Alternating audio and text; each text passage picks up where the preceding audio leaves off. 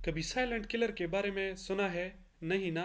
तो आइए इस वीडियो में हम डिस्कस करते हैं हाइपरटेंशन, जिसे हम साइलेंट किलर भी बोलते हैं। हाइपरटेंशन का मतलब है ब्लड प्रेशर का नॉर्मल रेंज से ज़्यादा हो जाना। जब आपका ब्लड प्रेशर 140/90 या उससे ज़्यादा हो जाए तो इसे हम हाई ब्लड प्रेशर या हाइपरटेंशन कहते हैं। ये एक साइलेंट किलर है क्योंकि इसके सिम्टम्स जो है ये धीरे धीरे डेवलप होते हैं और बिना किसी वार्निंग के हार्ट अटैक, स्ट्रोक या किडनी फेलियर का रिस्क जो है वो बढ़ सकता है। जैसा कि आपको पता है, नॉर्मल ब्लड प्रेशर हमारे पास 120/80, प्री हाइपरटेंशन हमारे पास 120 से लेकर 139 और डायस्टोलिक 80 से लेकर 89 की कैटेगरी में फॉल करती है। और हाइपरटेंशन हमारे पास 140/90 या उससे ज़्यादा, जो कि सेवियर हाइपरटेंशन हाइपरटेंशन हमारे पास 180/120 या उससे ज़्यादा, जिसे हम इमरजेंसी कंडीशन भी बोलते हैं। अच्छा, टाइप्स ऑफ हाइपरटेंशन। हाइपरटेंशन की मेनली जो है वो हमारे पास दो टाइप्स है। प्राइमरी हाइपरटेंशन, जिसे हम एसेंशियल हाइपरटेंशन भी बोलते हैं, और सेकेंडरी हाइपरटेंशन।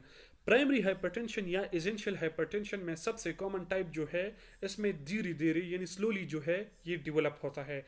कोई स्पेसिफिक काज इसका नहीं होता, लेकिन जीन्स, लाइफस्टाइल और एज में जो है ये रीज़न जो है इसके हो सकते हैं।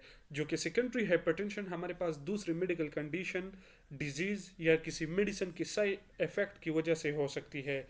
Kidney disease, hormonal imbalance, thyroid disorder और सर्टेन ड्रग की वजह से हमारे पास सेकेंडरी हाइपरटेंशन काज हो सकती है।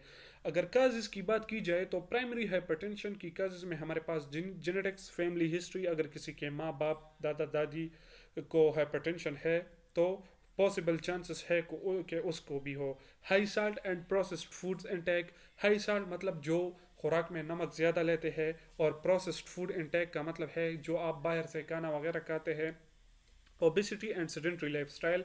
ओबिसिटी जिसका BMI हमारे पास 30 से ज़्यादा आते हैं तो हम उसे ओबीज कहते हैं। और सेडेंट्री लाइफस्टाइल यानी जिसकी एक्टिविटी इतनी नहीं होती और बस सिटिंग और लाइंग लाइफस्टाइल होती है। स्मोकिंग एंड अल्कोहल कंजम्पशन, और इसके अलावा क्रोनिक स्ट्रेस एंड एजिंग, ये हमारे पास प्राइमरी हाइपरटेंशन की काजेज़ में आता है। सेकेंडरी हाइपरटेंशन में हमारे पास मुख्तलिफ डिजीज़, ड्रग्स के साइड इफ़ेक्ट वगैरह होते हैं, जैसा कि kidney disease, chronic kidney disease, renal artery stenosis. इसके अलावा हमारे पास हार्मोनल डिसऑर्डर में hyperthyroidism, Cushing syndrome, pheochromocytoma, sleep apnoea, pregnancy complication की वजह से भी हो सकती है। मेडिकेशन में एनसेड्स, बर्थ कंट्रोल पिल्स और स्टीरॉयड की साइड इफ़ेक्ट की वजह से भी हो सकती है। हार्ट एंड यूरोलॉजिकल डिसऑर्डर, जैसा कि आर्टिक को जैसा कि aortic coarctation and increased intracranial pressure। अच्छा, सिम्टम्स। कॉमन सिम्टम हमारे पास जो माइल्ड से लेकर मॉडरेट हाइपरटेंशन होती है उसकी कॉमन सिम्टम क्या है? Frequent headache, specially morning time में, डिजीनेस या लाइट हेडेडनेस, ब्लर्ड विजन या आईसाइट प्रॉब्लम्स। इसके अलावा हमारे पास नोज ब्लीड, ये रेयर केस में होता है, फैटीग और confusion, and chest and discomfort या अनईजीनेस। अच्छा, सवेयर हाइपरटेंशन, जिसे हम हाइपर इमरजेंसी कंडीशन या जो हमने पढ़ ली हाइपरटेंसिव क्राइसिस, जो हमारे पास जिसमें BP 180 से लेकर 180/120 से लेकर इससे ज़्यादा होता है, तो इसे हम सवेयर हाइपरटेंशन या इमरजेंसी कंडीशन या हाइपरटेंसिव क्राइसिस भी बोल सकते हैं। ये हमारे पास severe headache, sudden and intense, सही है, इसमें हमारे पास इंटेंसली और अचानक सवेयर हेडेक होती है, ब्रीथिंग डिफिकल्टी होती है, चेस्ट पेन होता है जिसे हम एंजाइना भी बोल सकते हैं, इरेगुलर हार्ट बीट जिसे कि अरिथमिया हो गया, severe anxiety and restlessness, nausea and vomiting, weakness या नमनेस, स्ट्रोक रिस्क भी हो सकती है, लॉस ऑफ अनकॉन्शियसनेस और seizure. Very high BP case में जो है ये पॉसिबल हो सकती है। डायग्नोसिस की अगर हम बात करें तो ब्लड प्रेशर मेजरमेंट हम जो है स्पैग्मोमोनोमीटर में BP कफ लगाकर, BP अपरेटस वाला BP कफ लगाकर मालूम करते हैं। यूरिन टेस्ट से आप कैसे ब्लड प्रेशर मालूम कर सकते हैं? Urine analysis and protein urea. Kidney damage या डायबिटीज़ का इंडिकेशन जो है, urine analysis and protein urea kidney damage या डायबिटीज़ का इंडिकेशन है। 24 आवर यूरिन टेस्ट में हार्मोनल कॉज डिटेक्ट करने के लिए यूज़ होता है। ECG हार्ट की इलेक्ट्रिकल एक्टिविटी को चेक करता है ECG में, और हाइपरटेंशन इंड्यूस हार्ट डैमेज का पता लगाने में जो है वो पता लगाते हैं, मालूम करते हैं। इकोकार्डियोग्राफी में हार्ट साइज और फंक्शन चेक करते हैं।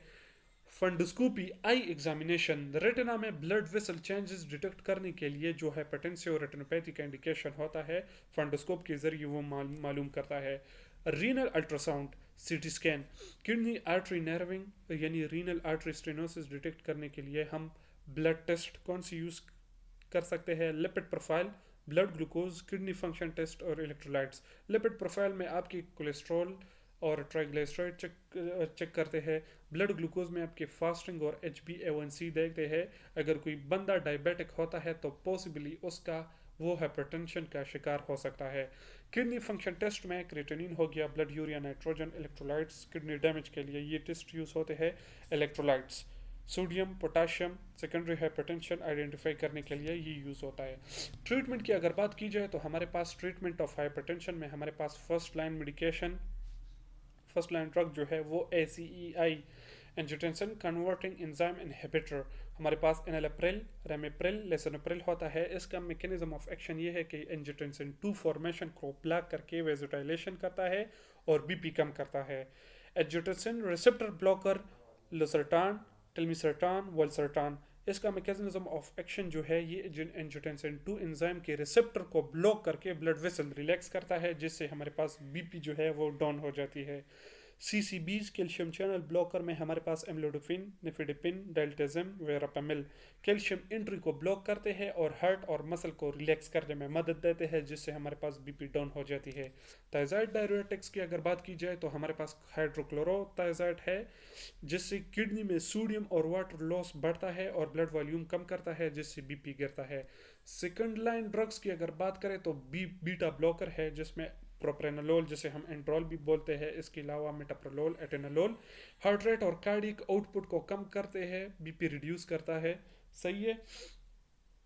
और लूप डायूरेटिक्स की अगर बात की जाए तो हमारे पास फ्यूरोसमाइड, टोरेसमाइड किडनी में सोडियम पोटेशियम और वाटर एक्सक्रीशन बढ़ता है, जिससे ब्लड वॉल्यूम कम होता है। सही है।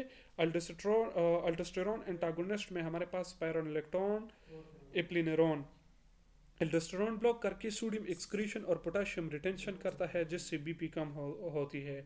अल्फा ब्लॉकर की अगर बात की जाए तो प्रेजोसोन, डोक्साजोन अल्फा 1 रिसेप्टर ब्लॉक करके वेजोडाइलेशन करता है, जिससे हमारे पास BP